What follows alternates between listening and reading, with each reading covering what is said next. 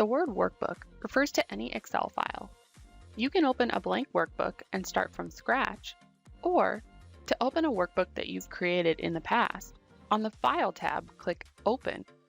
Excel keeps a list of your most recently opened workbooks for quick access. Or you can point Excel to a folder location if your file is no longer on the list. To close a workbook, click the upper right X. Doing this will only close the active window and will leave the rest open. To create a new workbook while you have another workbook open, click New on the File tab and click Blank Workbook.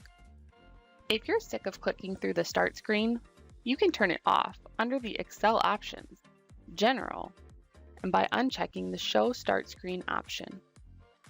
Similar to your PlayStation or Blu-ray player, versions of Excel are backwards compatible, not forwards compatible. If you save your workbooks in 97 to 2003 format, that's the one with the XLS extension, instead of the one with the XLSX extension, users who don't have Excel 2007 or later can still open your files. To set your default save setting to 97 to 2003, open the Excel options, and under the Save section, change the default type to Excel 97 to 2003 Workbook. To view two different workbooks at the same time, under the View tab in the Window section, click Arrange All and choose the setting you want. To view two different sheets in the same workbook, click New Window.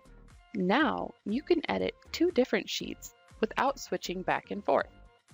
Pro tip: to quickly snap your workbooks or windows to fill half of your screen, press Windows right arrow or Windows left arrow. You can even try Windows up and Windows down on your own and see what they do. Good luck! If you got value out of this video and want to learn more Excel hacks, be sure to hit the subscribe and notification buttons to be alerted each time a new video is posted, and so I can help you work smarter and not harder.